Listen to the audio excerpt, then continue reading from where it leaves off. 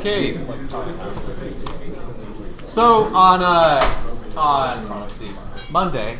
God, is it only Wednesday? On Monday, we finally got around to finishing the derivation of the famous Bernoulli equation, which looks something like E plus 1/2 rho v squared plus rho gz is equal to a constant, right?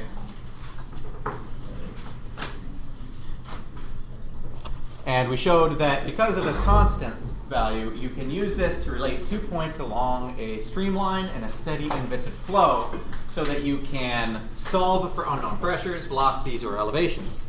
We'll do a little bit more of that here in today's lecture, but still trying to play a little bit of catch up. We need to discuss the sibling equation, okay, which is sometimes called F equals ma across streamlines or Bernoulli across streamlines, and so that leads to today's objectives, which are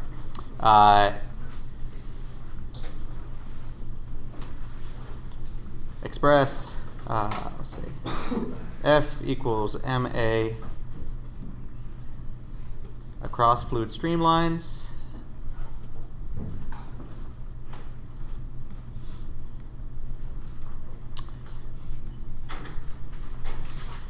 define the energy and head forms of the Bernoulli equation.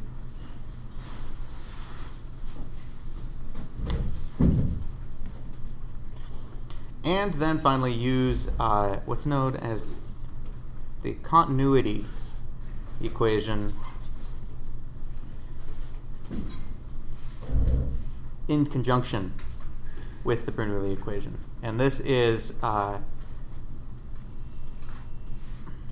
something that we definitely want to give a bit of time to. So this first point here is going to be a little bit of a sped up version. Give you the expressions here, the reasoning behind them. For a worked example, okay, rather than doing it in class, I'm going to go ahead and record a little, short screencast worked example that I'll put on icons so that you can review that if you find it necessary. There's not a whole lot of this in the homeworks or on the exams, and so it's less of a stressed topic. This is something that's a bit more of a we'll see that the energy and the head forms of the Bernoulli equation are basically the Bernoulli equation either are divided by some constant value so that it has different units attached to it. And with that, we get sort of a different interpretation of what it means. And then finally, this is the big one, okay? Using continuity, understanding how you can apply the Bernoulli equation to find things like the pressure in a flow as it has to squeeze through a constriction in a pipe. So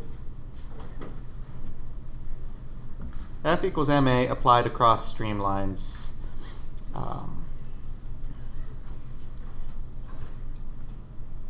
Is really it's the same process we followed to get to the Bernoulli equation, which was we say forces come in two flavors: pressures, which are a normal stress, okay, and the weight of a fluid parcel, if you will. So I'm not going to go really in depth here, but if we've got that fluid parcel, okay, and we said that it's got some coordinate system, n pointing in towards the center of curvature, and s pointing along the streamline. Before, we summed up all the forces in the s direction, and then equated that to the mass of this particle times acceleration in the s direction. Okay. Now we're going to sum up the forces in the n direction, okay, transverse, and equate that to the normal acceleration. So we could say that forces normal to the streamline equal to, rho, so this is delta s this way, delta n this way, and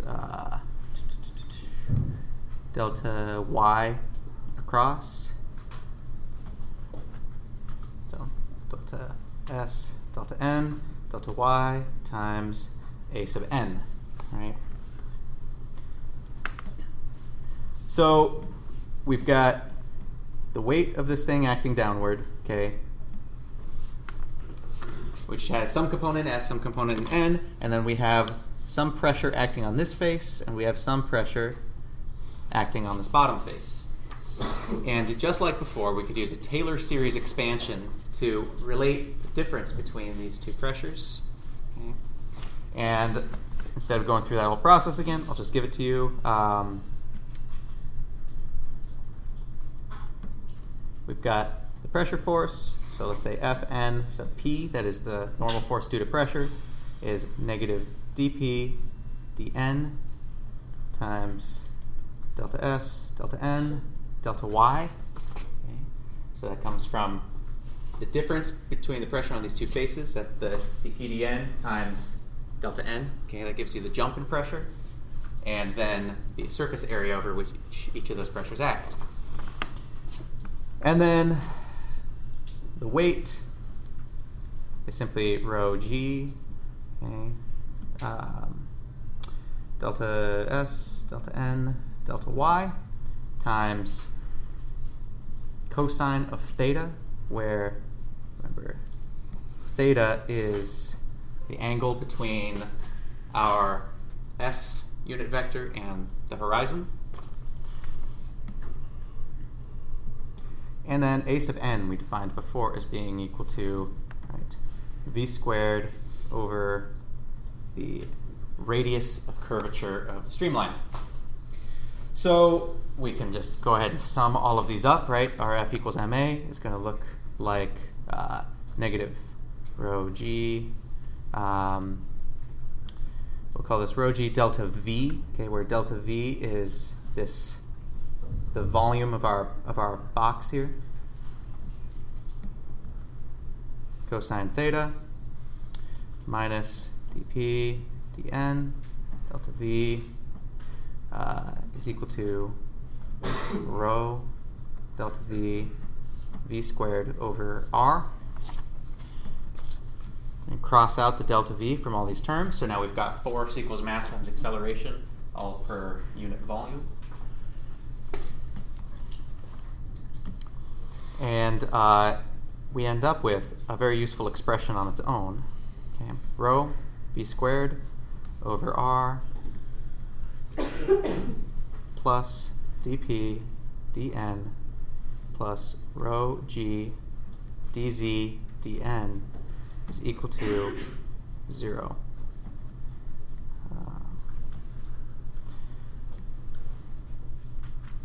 And we make this last substitution because this cosine of theta can be written as dz dn. Okay, so this right here is one form that we should keep track of. Okay, I want you to remember this. This tells us some important things, actually, physically, about flow. That is that pressure gradients and the weight of a fluid element, okay, basically pressure gradients and gravity together are responsible for producing, okay, curvature in the flow.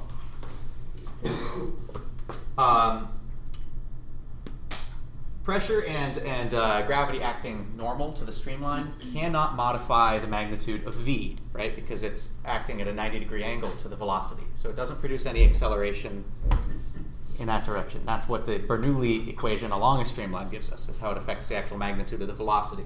But what it does affect is this radius of curvature. So if you have a very large pressure gradient, okay, acting toward the center of curvature of a streamline, say we've got a streamline that looks like this, okay? As it's traveling in this direction, let's say that we have a pressure gradient that's acting inward, okay? Remember that the normal vector always acts in towards the center of curvature, so if the pressure is higher on this side than on this side, it's a positive dpdn, okay? Now just intuitively, if you're, this fluid particle and you have a higher pressure on your right than on your left, that's going to tend to push you right to the left. And so what it's doing is inducing curvature in the streamline. Likewise, gravity, if it's acting towards the center of curvature, will further induce curvature in the streamline. So all this is saying is that as these two quantities act with a greater magnitude towards the center of curvature, and this remains constant, this is going to get smaller, meaning it's going around a tighter turn, more curvature. Okay? Small radius of curvature means really small, right, or really tight turns. And so, right, we got to a similar stage with the Bernoulli equation, and the way we tackled it was by integrating on S, right? We had all of our terms written as derivatives on S. Well, in this case, we've got terms written as derivatives on N, except for this one. So once we integrate, right, integrate on, N, we end up with rho integral of v squared over r dn plus rho gz plus p is equal to a constant. Okay. So this is the kind of the equivalent to the Bernoulli equation, but going 90 degrees to streamlines. Harder to use for the simple purpose, right? This is a familiar term. This is a familiar term. The constant is great, but having this integral here makes it a little bit tougher. Okay. So the idea is now, if you've got, say, we've got a series of streamlines that look like this, okay, and at each one you've got, right, some velocity that's directed along the streamline, and you know the pressure and the elevation. Okay, you know everything about point 0 here. Okay. Now, using the regular Bernoulli equation, you could use that knowledge to understand what the speed and the pressure and the elevation look like down here. Okay, because that's along a streamline. So we call that point 1. We call this point 2. So from 0 to 1, we would apply the regular Bernoulli equation. Okay. However, if we wanted to understand how the behaviors, or how the velocity or the pressure, the elevation was affected on another streamline, we have to use this equation to jump across streamlines, okay? Because it allows us to move perpendicular, that is, along the normal vector. And so if we know v, we know the radius of curvature, we know the elevation z, and we know the pressure at point 0, then we can solve for one unknown at point 2. The challenge here, and what I can't give you a nice closed form expression and an always applicable trick, I can't do that because you have to be able to evaluate this integral for yourself. Okay, that's the crux of this application. The way you actually apply it is going to vary on a case-by-case basis, and so if you're given for example, a function for the velocity as a function of r, that's perfect because then you have a function that you can actually integrate. Right? If you're told that the velocity is constant, and so that only the radius of curvature is changing, well, that's great. Now you've got a constant over r, and you integrate on that. So, as I said, we don't have time to do an in-depth example on this now, but I'll post one this evening on Icon so that there's a worked problem that you guys can review. So, in retrospect, okay, we've got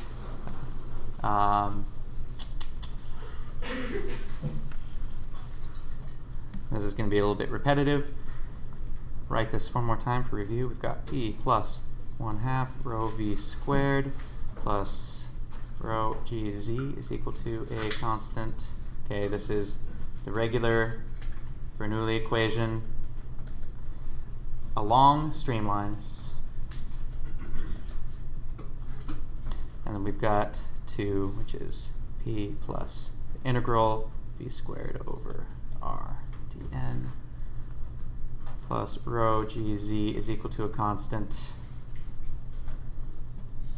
And this is, again, this doesn't have a good name of its own, so we'll call this just f equals ma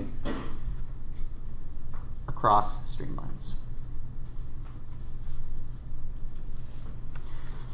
So these are the 2 requirements. Okay, you can only apply Bernoulli along streamlines, and you can only apply equation number 2 at 90-degree angles to the streamlines. But both of them have been derived under the set of assumptions that I'm going to continue to hammer home. Okay, so we'll call these sort of the commandments of Bernoulli.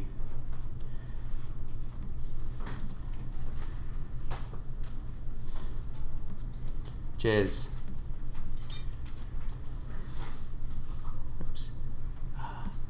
that the flow is steady, okay, in an Eulerian sense. That viscosity is unimportant, or the flow can be called inviscid. That rho is a constant between between points where you're applying either equation. Oh, yeah. Should there be a density with the integral? There should be, yes. E plus rho. Thank you. And finally, that you're moving either along a streamline for condition 1 or across streamlines for equation 2.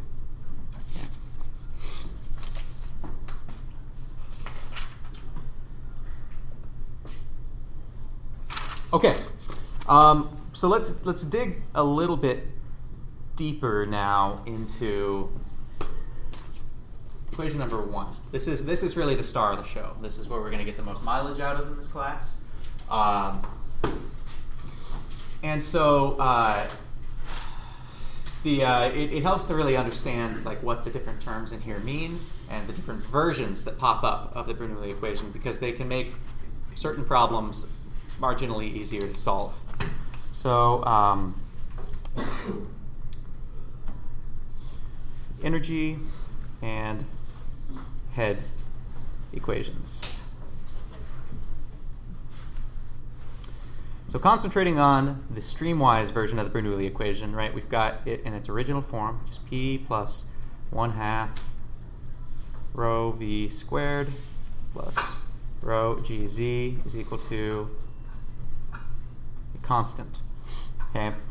Now notice this. Every term in here has units of pressure, right? We can tell that just because looking at this one, right? P. It's going to have units of pressure, and assuming this is dimensionally homogeneous, then everything in here has to share units with it, right? So each of the terms in here is given a different name. This first one is what we call the static pressure, because this is basically what you would measure if you stuck a pressure probe into the flow. Okay? Is key. It's the thermodynamic pressure at a point. The second term is what's known as the dynamic pressure. And then just like we learned in chapter 2, this third term is what's called the hydrostatic pressure.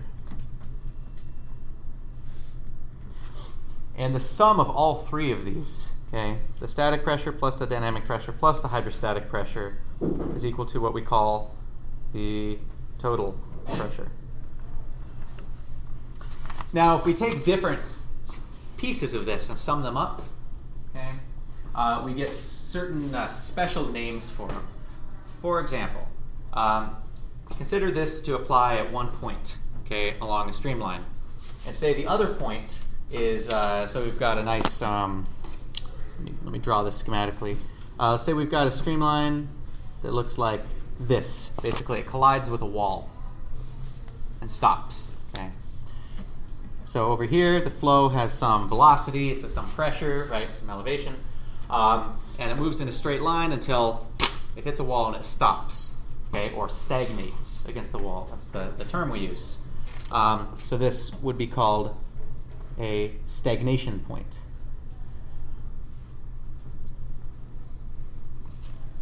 Now, if we were to apply the Bernoulli equation at point 1 and point 2 over here, basically between the free stream and the stagnation point, we would find, right, assume the elevation doesn't change. Okay. At point 1, we would have our p, we would have our 1/2 rho v squared, we'd have our elevation. At point 2, we would have our p, but the velocity has gone to 0, okay, and the elevation would be the same. So you could cancel the elevation out of both sides, and what you would get is that the pressure at the stagnation point, okay, P here, is equal to P1 plus 1/2 rho V1 squared. Okay, so the sum of the static pressure and the dynamic pressure are what are known as the stagnation pressure. Okay, for the very simple reason that if you were to bring the flow to a stop very suddenly without changing its elevation, that all of the pressure in this term would get dumped into this term.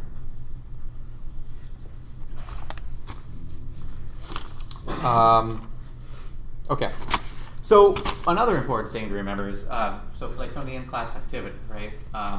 When I was asking you to calculate the energy contained in those balloons that were, or those air bladders that were submerged, the pressure, okay, we found that the pressure was equal to another term, right? And that's the energy per unit volume.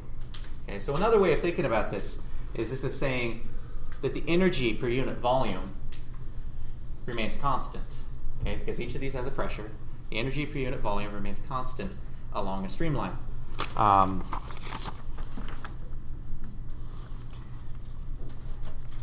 So if we divide the entire Bernoulli equation by the density, okay,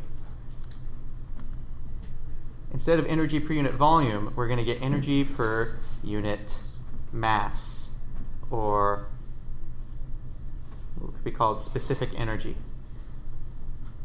Oops. And now this is starting to look a lot more like something you'd see in thermodynamics. Okay? And what this looks like now is P over rho plus 1/2 v squared plus gz is equal to a constant. All we've done is we've divided the entire Bernoulli equation by rho. It doesn't change anything about it. It's just divided by a constant value. But we give this a new name because we like naming things. So we call this the energy equation.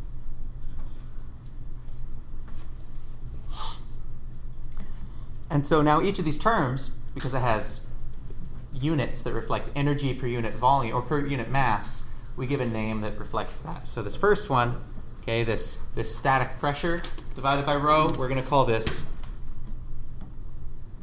the pressure potential energy, right, per unit mass. So the second term, right, that looks like kinetic energy, but missing an m, so it's kinetic energy per unit mass. Right, that 1/2 v squared, kinetic energy. And this third term, right, again, if that had a mass associated with it, we would have a gravitational potential energy.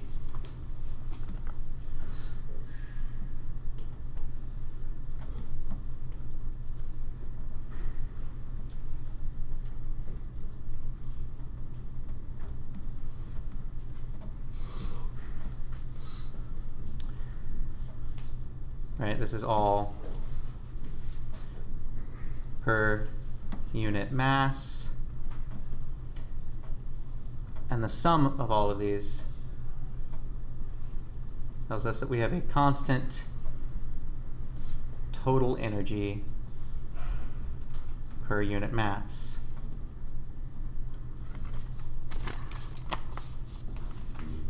Now later on we'll come up with a version of this equation where we can no longer assume that it's constant. Okay?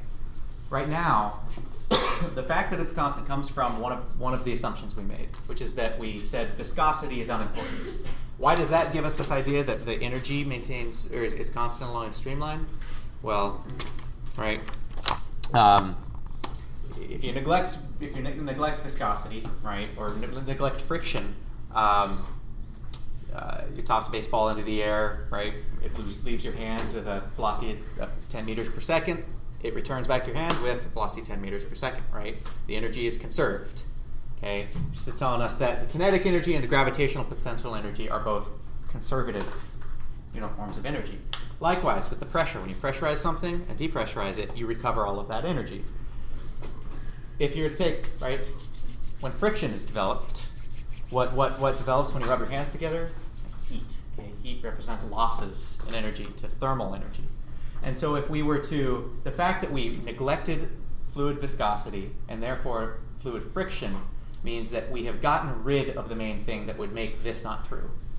We've approximated our flow as being a conservative flow field.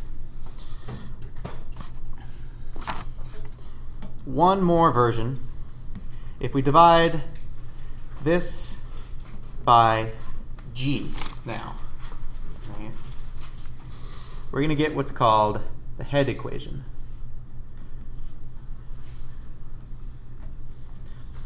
V over rho G plus 1/2 V squared over G plus Z is equal to a constant. And now, again, it's the same thing. Okay? None of these are different equations. It's just we divide by rho in one, we divide by rho G in the other one. But now, different meaning here, right? Everything in here has now has units of elevation, okay, or what we call head. So start with this one, right?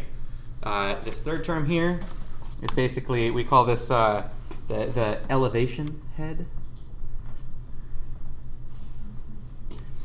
And if we trace that back before, this is basically the height at which something would have to be to have a certain amount of gravitational potential energy.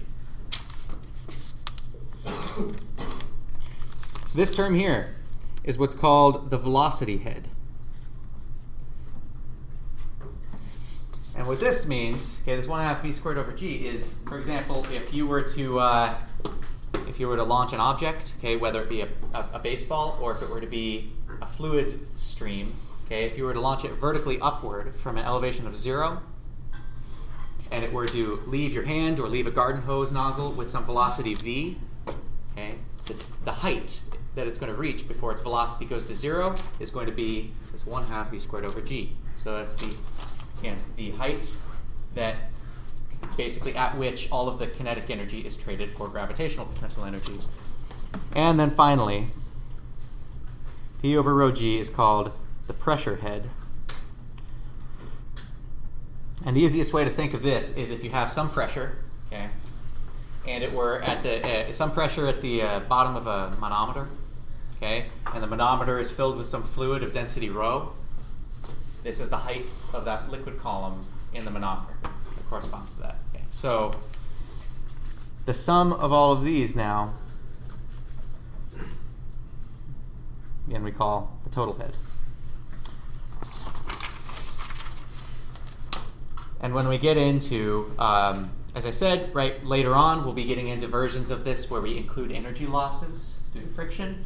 That could be thought of as, in some cases, energy loss in the energy form of the equation, or what's called head loss. And this is a very common quantity in like water distribution systems, in piping, okay, in plumbing, is calculating the head loss between, a water source and the faucet where it comes out, for example.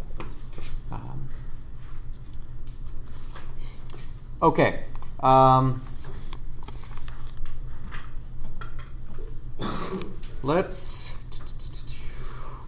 We'll come back to that if we have time. I really want to. Here we go. Combining Bernoulli with what we call continuity. So we're gonna formally get to this concept of conservation of mass in the next chapter, or yes, in the next chapter. But first, we should have a pretty intuitive sense of what this means for certain kinds of fluids. For example, if we have a circular pipe, okay, with a and it's got some rate at which mass is entering it. Okay, so we'll call this m dot for the mass flow rate in, and okay, and it's got some mass flow rate out. Okay. What can we say about these two mass flow rates? Should be equal, right? We're not destroying mass, we're not creating it. There's nothing crazy and like that Einstein would get mad at going on inside this pipe. And we could write the mass flow rate in as rho V in times the area of the inlet, right? So velocity times area is going to give us the volume flowing into the pipe per unit time times the density will give us the mass. And the out would be rho V out A out, right? And so we say these two are equal. And assuming it's the same fluid, we could cancel out rho here. And so we have this expression. It says, basically, I'm going to change out for numbers. V1A1 is equal to V2A2. It's basically the sum of the in has to equal the sum of the out for like pipes and such. And so this gives us a really nice tool that we can combine with the Bernoulli equation in order to solve for velocities where we might not know the pressure or the elevation. So as an example, okay,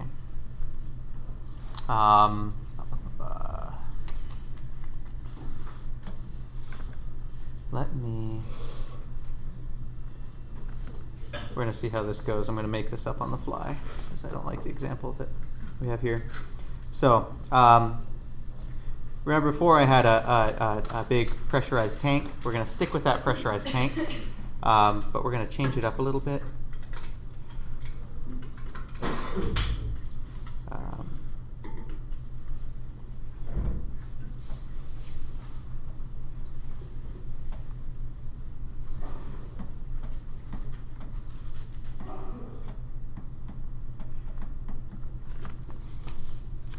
So I want to say that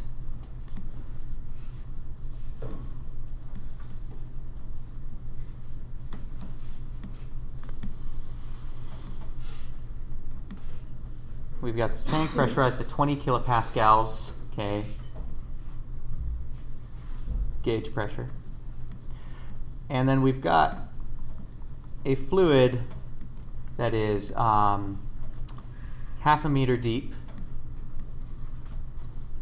and has a density of 700 kilograms per cubic meter.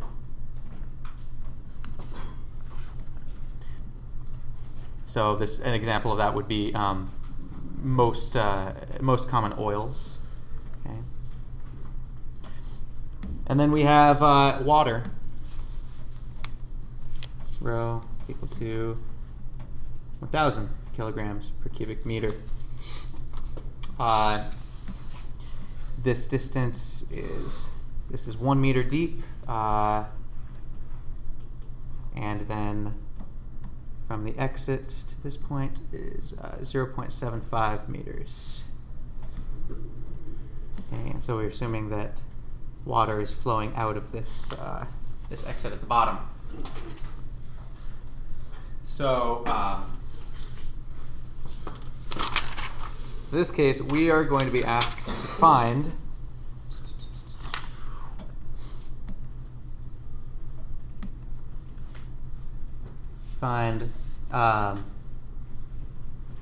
the exit velocity, the mass flow rate at the exit, basically how much mass per unit time is leaving, and then the pressure in the pipe contraction. Okay, so we need a few more pieces of information here. Let's say that the diameter of this is 0.1 meters, and the diameter of this is 0.05 meters. Okay. And we'll throw in the blanket assumption here, the common assumption that this tank is very large. Okay, so we've got our work cut out for us, right? But because now we've thrown in a few new twists compared to the version we solved on Monday. We've got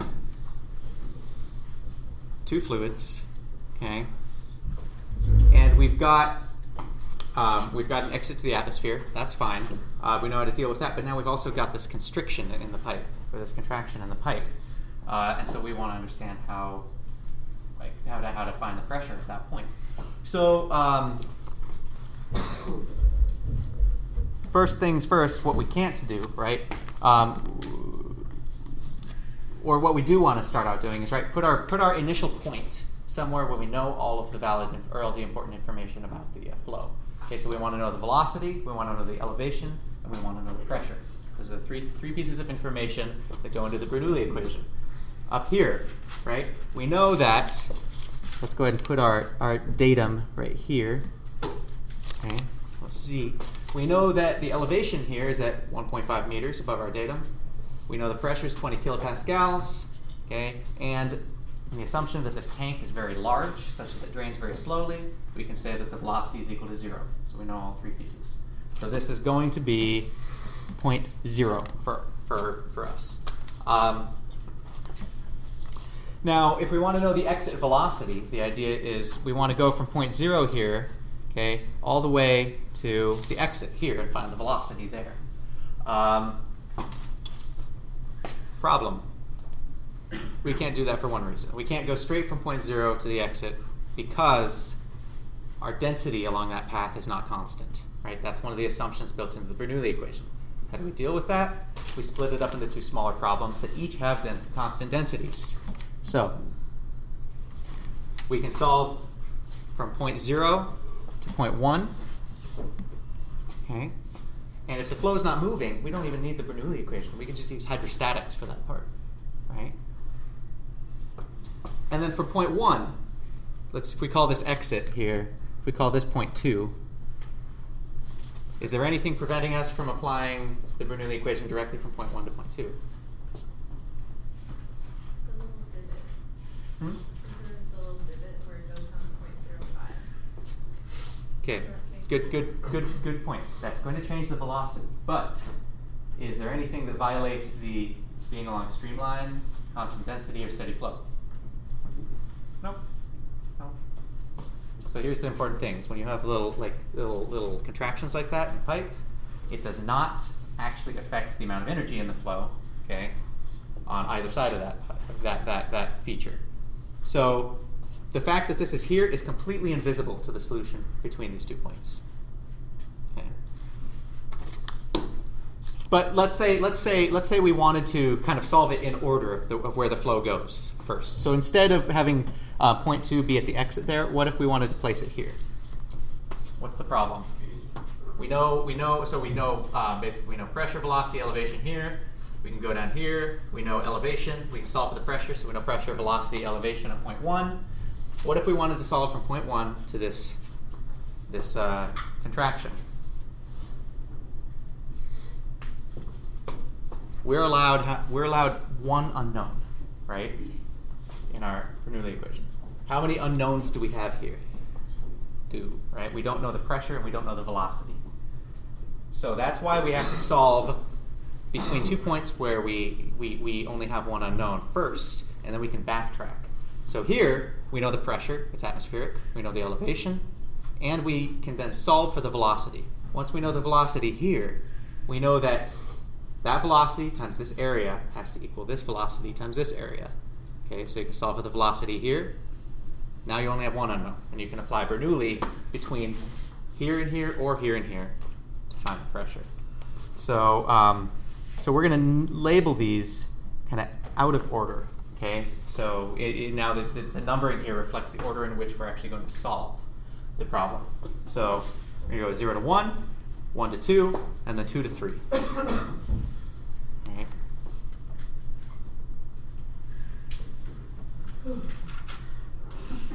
So 1 to 2, right, is going to be P1 plus 1/2 rho V, 0 to 1, I should say. 1/2 rho V naught squared plus rho G Z naught is equal to P1 plus 1/2 rho V1 squared plus rho G Z1. Okay. So we're going to end up with P1 being equal to, we know that the velocity at both points is equal to 0.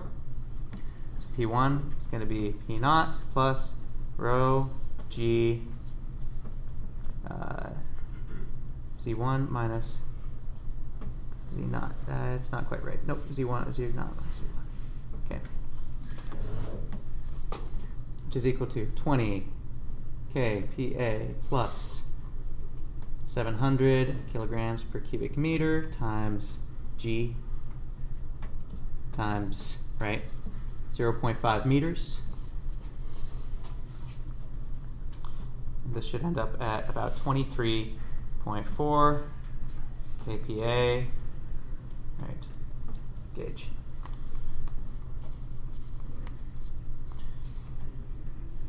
So from points 1 to 2, P1 plus 1/2 rho V1 squared plus rho G Z1 is equal to P2 plus 1/2 rho V2 squared plus rho G Z2. Okay, we know this comes in here. Okay, P1 is let's zoom up here. P1 is solved for in the previous step. We know that V1 is equal to 0 because it's still on the large tank, and we know that so this is 23.4 kPa. We know that Z1 is equal to 1 meter. P2, right? If we're working in gauge pressure, P2 is equal to 0 because it's open to the atmosphere. And Z2 is negative 0.5 meters. Okay? So we can solve for V2.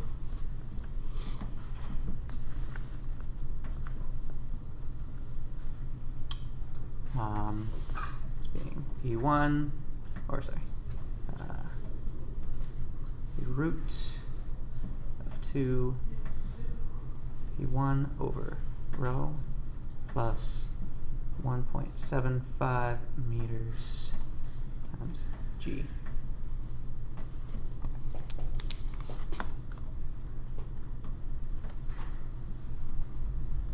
And here we should get something about 9 meters per second. Okay. So this is one of the most confusing things to people. It's the fact that we never had to worry about this constriction to get the exit velocity. This is also one of the cases where the Bernoulli equation is a little bit unrealistic. Obviously, if you constrict this down really, really small, you start to get energy losses, okay, that start to rob energy out of the flow, and eventually your velocity out of the pipe will start to decrease. That's why we have things like valves, okay? The job of a valve is to induce energy loss. Basically, it's a big middle finger to the Bernoulli equation when you throttle down your faucet. Okay?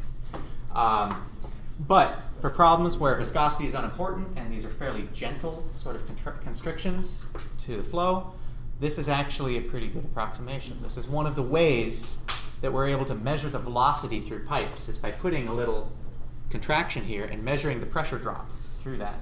And because you know the pressure outside of that and you know the pressure inside of it, you can solve for the velocity. So let's quickly wrap up with points, what are our point numbers here? Oh, points 2 to 3. So 2 to 3, sorry, I'm kind of jumping all over the place here. So 0 to 1, 1 to 2, and 2 to 3. So we know that P2 plus 1/2 rho V2 squared plus rho GZ2 is equal to P3 plus 1/2 rho V3 squared plus rho GZ3. Okay? So in this problem, we know that P2 is equal to 0, okay? Because that's at the exit here, open atmosphere. And we know that Z3 and Z2 are the same, okay? So we can just cancel that out of both sides. The issue is that we don't, and we know what V2 is, but we've still got our two unknowns here. So we've got to bring in that continuity equation that we had before. Okay, we've got to say that V3 times A3, okay, is equal to V2 times A2, right? Which can be written as V3 is equal to V2 times A2 over A3, which is V2 times basically pi times the diameter 2 squared over 4 all over pi diameter 3 squared over 4. Form some cancellations there. And we get that V3 is equal to V2 times D2 over D3 squared. Okay, so we've used the fact that we know that all the mass flowing out of the exit of the pipe, or all of the volume flowing out the exit of the pipe, first has to pass through that constriction. We've used that now to solve for the velocity through that constriction. And so we would find in this case, okay, that this is going to be our 9 meters per second times, okay, our 0.1 meter diameter over 0.05 meter diameter squared. So we should get 36 meters per second. Now, right, we know that V2 is 9 meters per second. Now we know V3 is 36 meters per second. Our only unknown now is P3, so we can solve for that directly.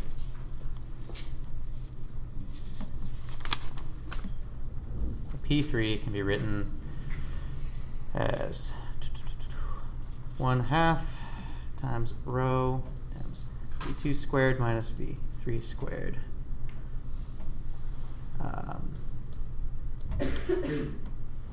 And this is going to be then, oh boy, I need a calculator now.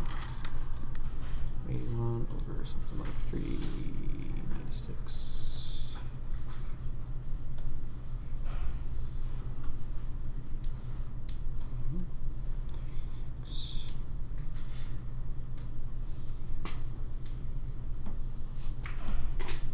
Half times 1,000 kilograms per cubic meter times negative 1215 meters squared per second squared times 1,000 divided by 2.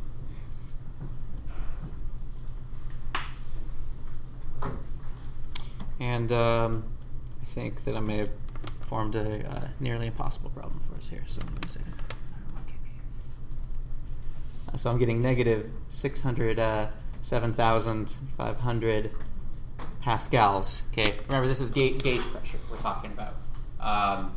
So you can have negative gauge pressures, but that's a little bit too negative. So this is what happens when I make up problems on the fly. What would actually happen in a case like this is that, remember when I talked about this thing called cavitation? When the pressure in a flow drops below the vapor pressure? In this case, vapor pressure of water at room temperature is around 2 kPa, which would mean like negative 97 kPa gauge. So as soon as the flow gets to that pressure, like if the flow is moving faster, as soon as the flow moves fast enough through that constriction that this number reaches like negative 97, the water is actually going to boil. And that's going to introduce energy loss, and it's actually going to slow the whole system down. So anyway, so that's a run through of how to apply the momentum equation, the continuity equation along with Bernoulli. I'm probably going to be making a few tweaks to the syllabus in the next couple of weeks because I do want to make sure that we've got time to play catch up without really rushing. So keep an eye out for some revisions. And I'll see you guys on Friday.